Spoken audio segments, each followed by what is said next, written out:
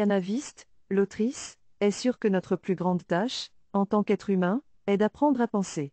Il n'y a qu'ainsi que nous pouvons apprendre à aimer, partager, coexister, tolérer, donner, créer. Réaliser le potentiel présent en nous depuis notre naissance est notre principal devoir. Ce livre audio est créé pour aider notre processus de croissance. L'autrice dissèque les barrières mentales qui nous retiennent, nous empêchant d'évoluer émotionnellement et nous empêchant de trouver le bonheur que nous méritons. Livre offert en description. Chers auditeurs, nous vous invitons à découvrir le livre audio « 101 essais qui vont changer votre façon de penser » de Brianna Wiest.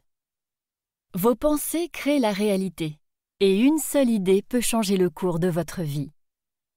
Avec la sensibilité d'une poétesse, Brianna Wiest explore, dans ses 101 textes, les barrières mentales qui vous empêchent d'évoluer émotionnellement. En abordant des thèmes aussi variés que les relations personnelles ou la quête de sens, ce recueil de réflexions éclairantes et percutantes vous ouvrira les yeux sur vous-même et sur votre rapport au monde.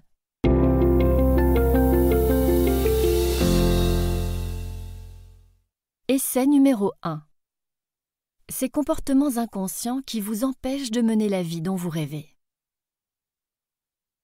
Chaque génération a sa monoculture, un ensemble ou un système de croyances accepté inconsciemment par tous comme étant l'unique vérité.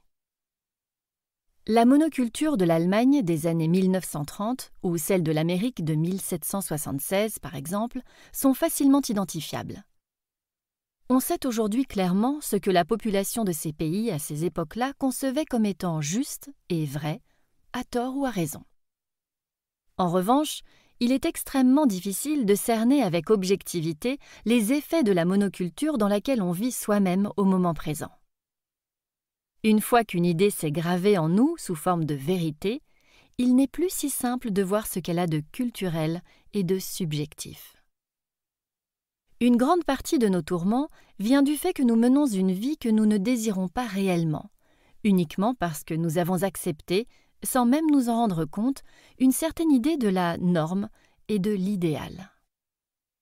Toute monoculture touche dans ses fondements à ce qui guide nos existences, la patrie, la religion, notre individualité, etc. Ce qui nous amène souvent à nous tirer une balle dans le pied alors même que nous tentons d'avancer. En voici 8 exemples. 1. Vous pensez devoir définir ce qui rendra votre vie meilleure et tout faire pour l'obtenir, alors qu'en réalité, votre cerveau est incapable de prédire ce qui vous rendra heureux.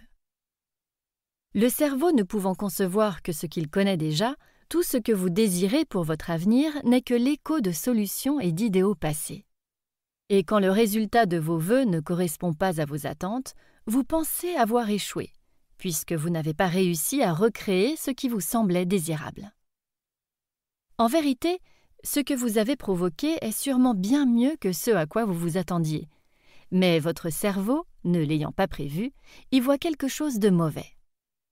La morale de l'histoire ? Vivre le moment présent n'est pas un idéal réservé aux moines zen. C'est la seule façon de mener une vie libre de toute illusion et la seule chose que le cerveau comprend réellement. 2. Vous analysez constamment le présent pour vous assurer d'être sur la bonne voie, car vous voyez la réussite comme une destination. Pour vous, chaque moment vécu est représentatif de votre vie en général. Nous sommes conditionnés à voir la réussite comme une destination, un but à atteindre, une somme de tâches à accomplir. Si bien que nous mesurons en permanence la valeur de nos instants présents, même les plus banals en matière de résultats, inquiets de savoir s'ils feront une bonne histoire et comment les autres les jugeront. Nous nous retrouvons à nous demander « Voilà donc ma vie ?» Car nous oublions que tout est éphémère et qu'aucun événement isolé ne saurait résumer à lui seul une existence. Il n'y a aucune destination à atteindre. À l'arrivée, seule la mort nous attend. Réussir sa vie ne dépend pas du nombre d'objectifs que nous remplissons, mais de ce que nous en apprenons en chemin. 3. Quand il s'agit de suivre votre instinct, vous vous dites qu'une sensation agréable indique la voie à prendre, et que la peur et la douleur sont à fuir. À l'idée de faire quelque chose qui vous tient à cœur, La peur et la détresse qui montent en vous sont principalement dues au fait que vous vous montrez vulnérable. Les émotions négatives ne doivent pas toujours nous empêcher d'agir.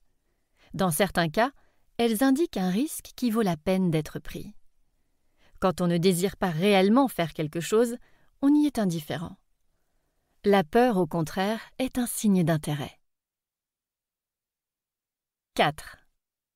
Vous remplissez votre vie de drames et de problèmes parce que vous avez peur de réellement la vivre. Provoquer inutilement des crises est une technique d'évitement. Cette parade vous évite d'avoir à vous montrer vulnérable ou à affronter vos peurs. La raison de votre agitation n'est jamais celle que vous croyez.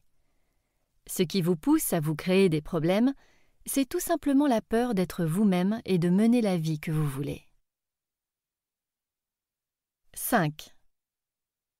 Pour faire évoluer vos croyances, vous pensez devoir adopter un nouveau mode de pensée au lieu de vivre des expériences qui vous mèneront à ces pensées.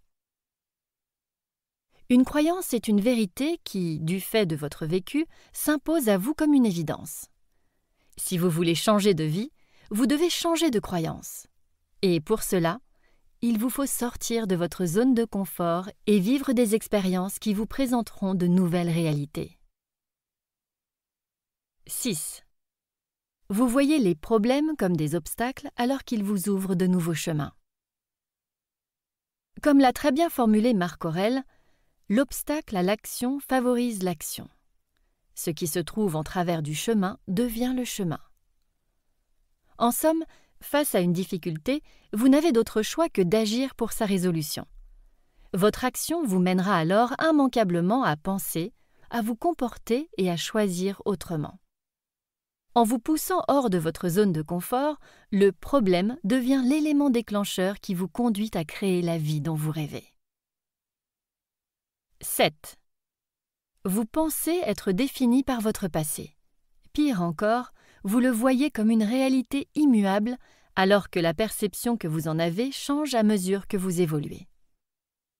Parce que toute expérience est multidimensionnelle, chacune renferme une myriade de souvenirs, d'événements, de sentiments, de détails que vous pouvez choisir de retenir ou non. Et ce que vous sélectionnez en dit long sur votre état d'esprit présent. Trop de gens laissent leur passé définir qui ils sont, ou hanter leur vie faute d'avoir compris que ce qu'ils ont vécu ne les empêche pas de mener la vie dont ils rêvent, mais les aide au contraire à l'atteindre. Cela ne signifie pas qu'il faut enfouir ou minimiser les expériences douloureuses ou traumatisantes, mais nous devons être capables de les admettre et de les remettre à leur place dans la chronologie de notre évolution personnelle. 8. Vous voulez changer les gens, les situations et les choses qui vous entourent, ou vous vous contentez de vous en plaindre, sans comprendre que votre colère est en réalité dirigée contre vous. La plupart de vos émotions négatives font écho à une facette de votre être que vous refusez d'accepter. Il y a en vous des parts d'ombre, des facettes de votre être que le monde extérieur vous a appris à voir comme des tares inacceptables et que vous vous êtes depuis efforcé de cacher et renier. Et pourtant, en votre fort intérieur, vous ne détestez pas ces parties de vous-même. Alors, quand vous voyez quelqu'un d'autre exprimer ces mêmes traits de caractère, vous sortez de vos gonds, non pas parce que vous condamnez ce comportement, mais parce que vous devez vous-même lutter contre votre désir de l'assumer pleinement. Ce que vous aimez chez les autres est ce que vous aimez en vous.